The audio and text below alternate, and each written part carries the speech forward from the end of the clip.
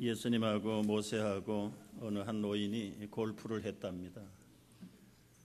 먼저 예수님이 볼을 쳤는데 그 볼이 호수에 빠져버렸어요. 그러더니 더벅더벅 물 위로 걸어가시더니 그 물 위에서 아주 멋지게 쳐내서 온 그린을 시켰습니다. 두 번째는 모세가 쳤는데 역시 물이 빠져버렸어요. 근데 물가에 가더니 얏 하더니 물을 갈라버리고 그 밑에 땅 밑에 있는 볼을 아주 의기양양하게 잘 성공리에 쳐냈습니다. 마지막으로 이제 노인이 볼을 쳤는데 아주 힘이 없어요. 역시 호수를 향해서 날아갑니다. 근데 갑자기 팔뚝만한 물고기가 나오더니 볼을 탁 삼켰어요. 그리고 물로 들어가려고 하는 찰나에 독수리가 탁 물고기를 채갔네요. 그리고는 얼마나 날카로운 발톱으로 지었는지 공중을 향해서 날아가는데 그만 물고기가 아파가지고 볼을 토해냈는데 그게 그만 홀로 들어가서 홀인원이 돼버렸습니다.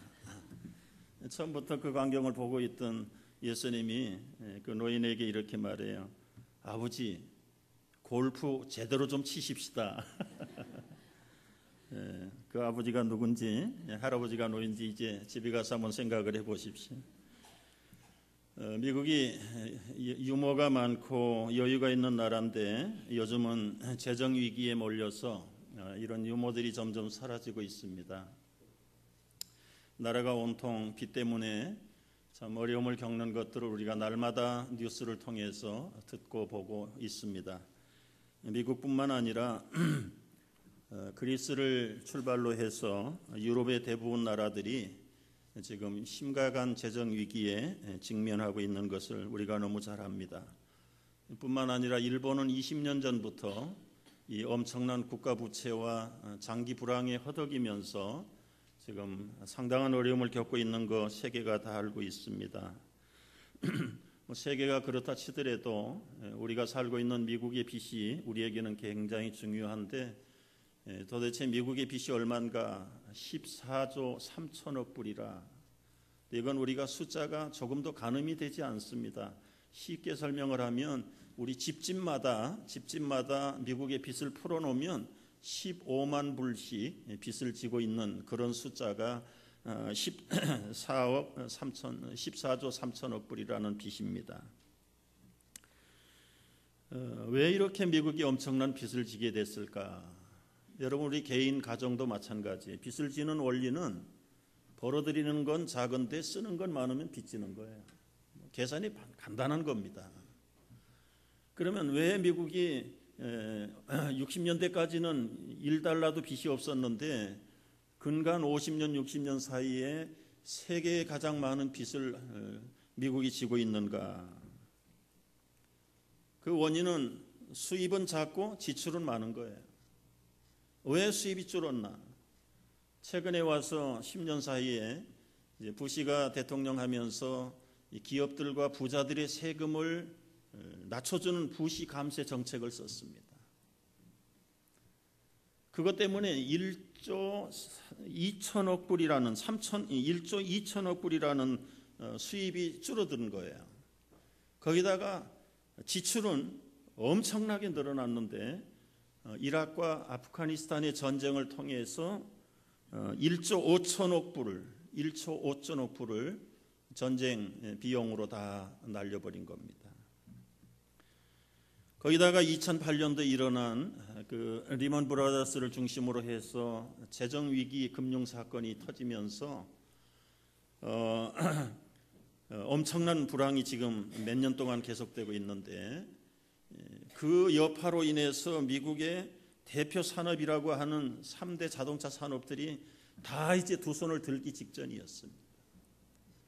그러니까 국가가 그 자동차 산업을 막아주지 않으면, 세워주지 않으면 그 자동차 산업에 관련되어 있는 그 직원들, 자동차 딜러들 수천만 명이 직장을 잃어버리는 거예요.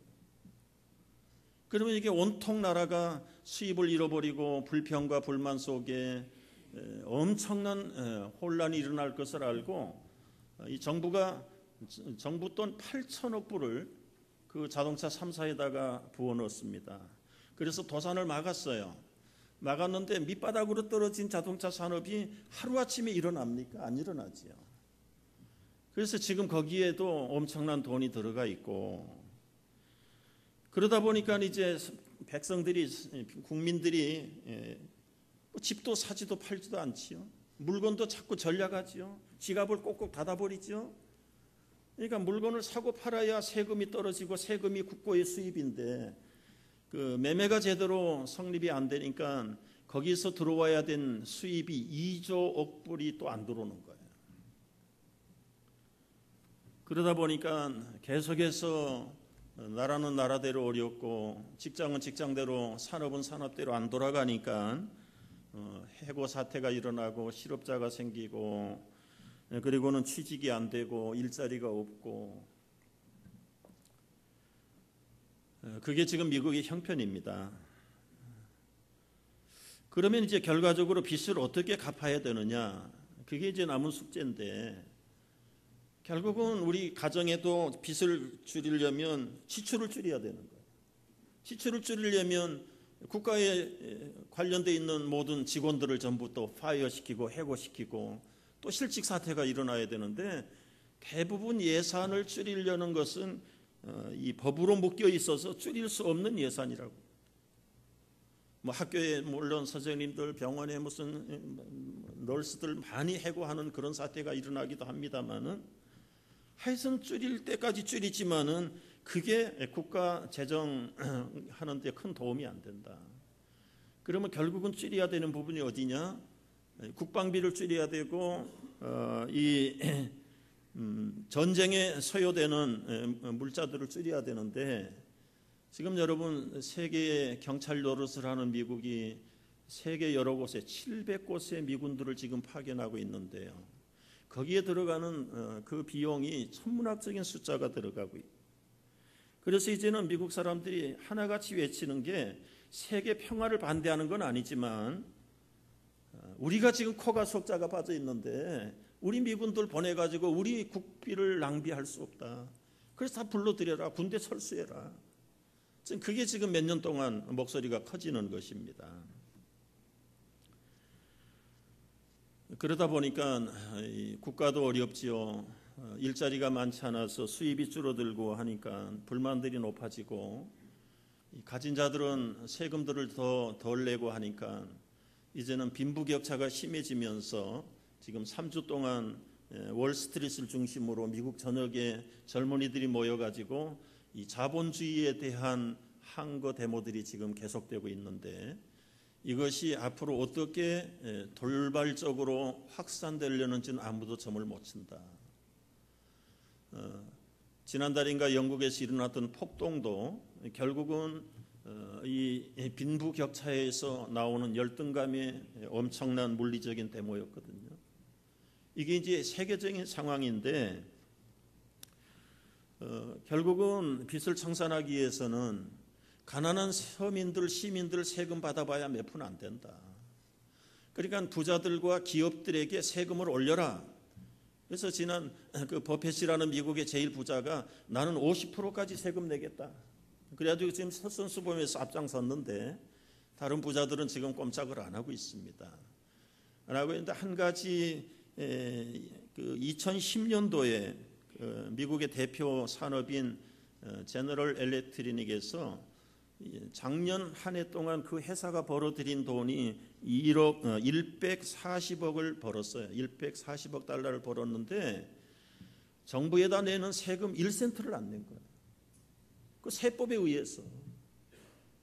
그러니 대기업들이 세금을 안 내면 그저 피레미 같은 시민들이 세금 내봐야 그게 천문학적인 숫자 가운데 이건 도저히 앞으로 미국의 소망이 없다.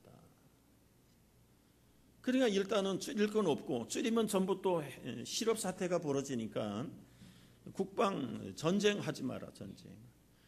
그래서 리비아 전쟁이 일어났을 때 나토가 앞장섰는데, 나토는 미국하고 불란서가 주도하는 겁니다. 근데 미국이 이번에 그 가다피 전쟁에 로켓 한 방도 안 쐈거든요. 그거 한 방 쐈는데 몇천 불, 몇만 불씩 펑펑 나가는 거예요.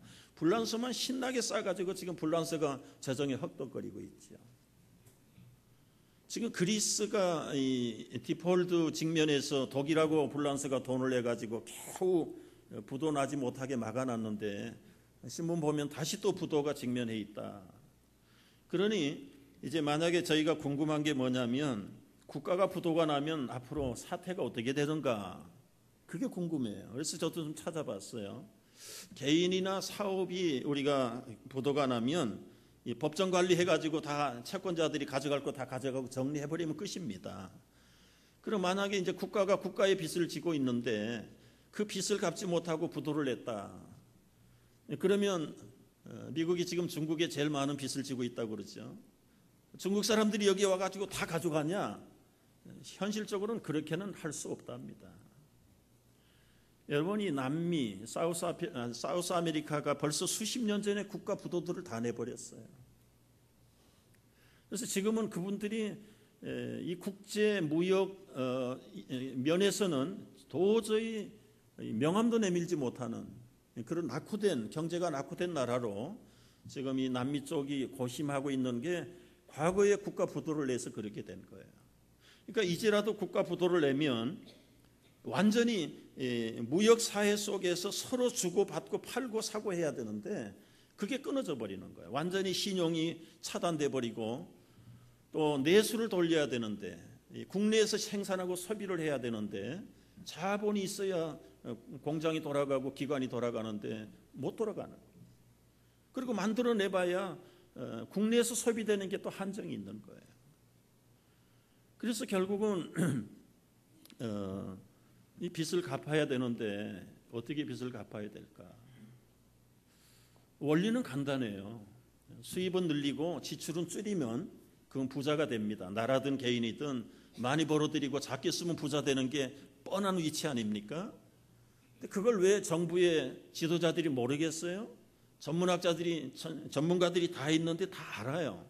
아는데도 불구하고 긴축을 하고 수입을 줄이면, 지출을 줄이면, 세금을 많이 걷어들이면 대통령 안 찍거든요.